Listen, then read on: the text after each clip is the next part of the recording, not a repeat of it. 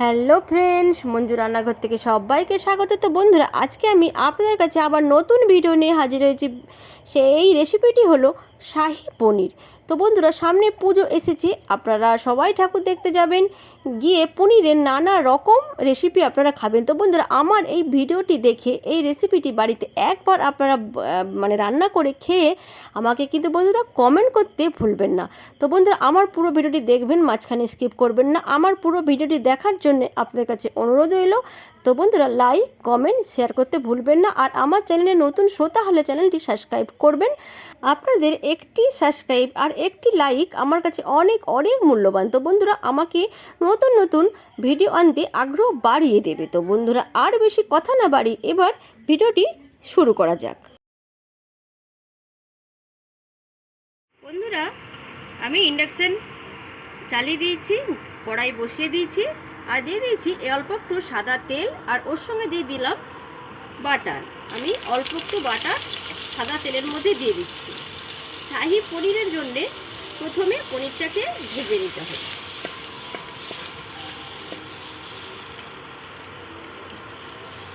এবার দেখুন, কেটে রেখেছি পনিরটা, এই পনিরটা আমি দিয়ে দিলাম।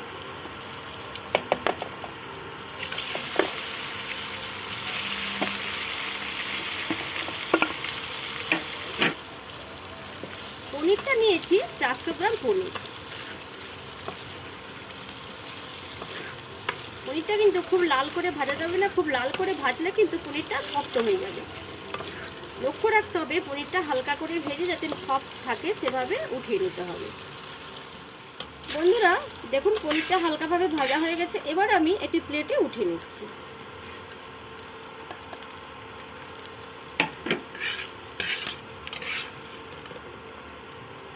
তেল বাটারের মধ্যে দিয়ে দিলাম আরও একটু বাটার।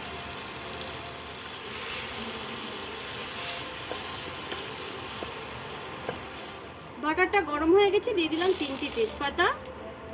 আর বন্ধুরা দেখুন, এলাচ দারচিনিকে থেতো করে নিয়েছি, দারচিনি ভেঙে নিয়েছি, গোলমরিচ দিয়ে দিলাম,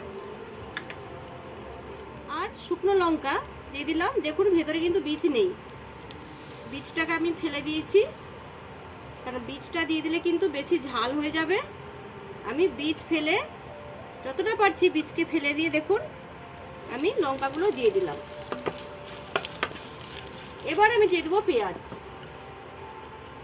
কেটে রাখা পেঁয়াজ। একটা বড় সাইজের পেঁয়াজ আমি কুচিয়ে নিয়েছিলাম, পেঁয়াজটা আমি দিয়ে দিলাম।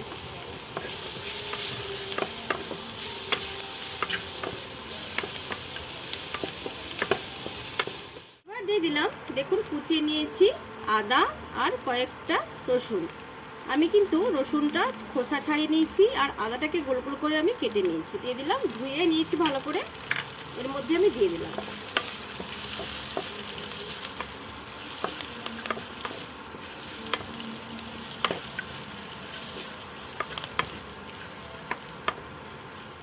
দিয়ে দিলাম কুচিয়ে রাখা টমেটো।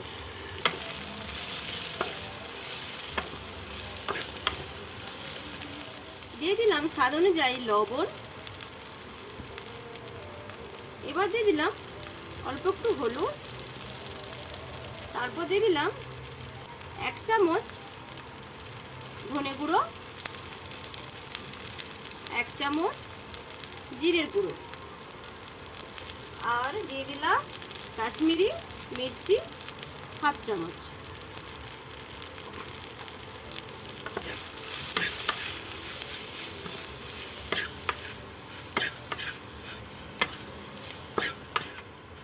অল্প একটু দিয়ে দিলাম জল, যাতে না মশলাটা পুড়ে যায়।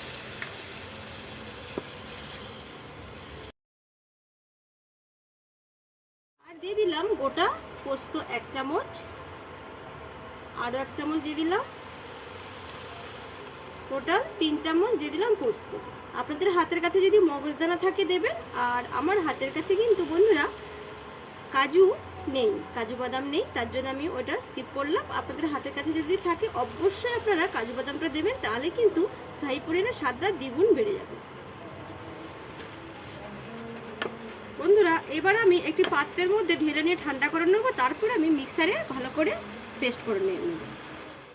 দেখুন পেস্টটা কিন্তু এইভাবে করে নিয়েছি। বাটার সময় যদি দেখেন যে গাঢ় গাঢ় হয়ে যাচ্ছে, তো উষ্ণ একটু গরম জল করে ওই মশলাটার মধ্যে অ্যাড করে দেবেন, দিয়ে পেস্টটা করে নেবেন। এবার আমি একটি ছান্তার দ্বারায় আমি এইভাবে এটাকে ভালো করে ছেঁকে নেব, যাতে দানা দানা ভাবটা না থাকে।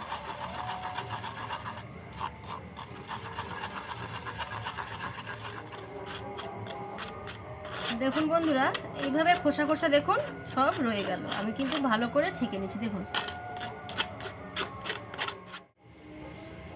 দেখুন বন্ধুরা, এইভাবে খোসা খোসা হয়ে গেছে।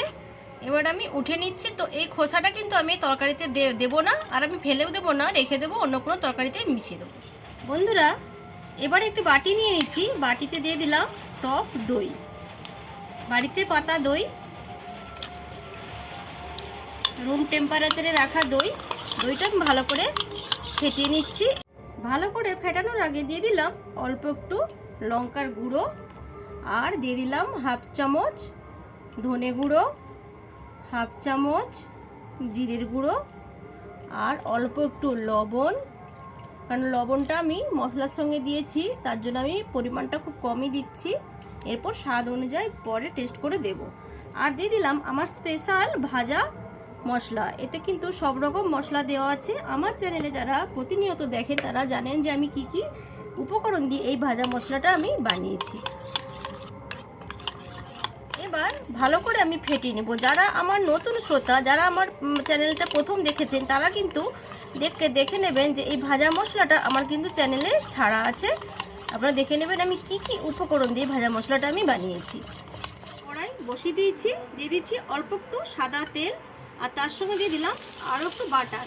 তো বন্ধুরা আমি কিন্তু পুরো রান্নাটা কিন্তু সাদা তেলে করলাম। আপনারা কিন্তু সাদা তেলে করবেন, সরষের তেলে করবেন না। তাহলে সর্ষের তেলে যদি করেন এর কিন্তু একটা বাজে গন্ধ চলে আসবে, তখন কিন্তু শাহী পনিরটা আর ভালো অতটা লাগবে না। এবার দিয়ে দিলাম মিহি পেস্ট করে রাখা মশলা।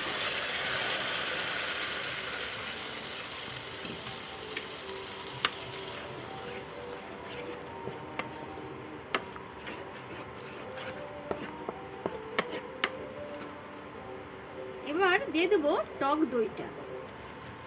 এবার দিয়ে দিলাম ফেটিয়ে রাখা মশলা মাখানো টক দইটা। আর এই দুটো বাটিকে ধুয়ে অল্প একটু আমি জল দিয়ে দেব।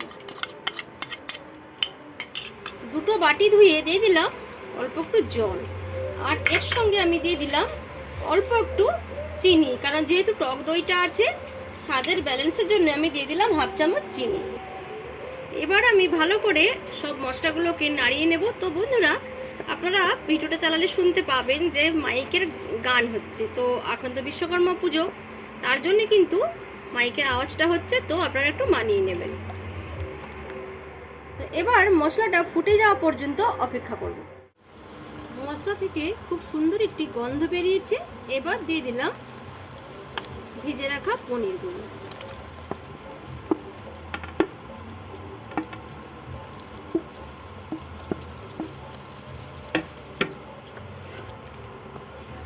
আস্তে আস্তে করে নাড়িয়ে নিলাম।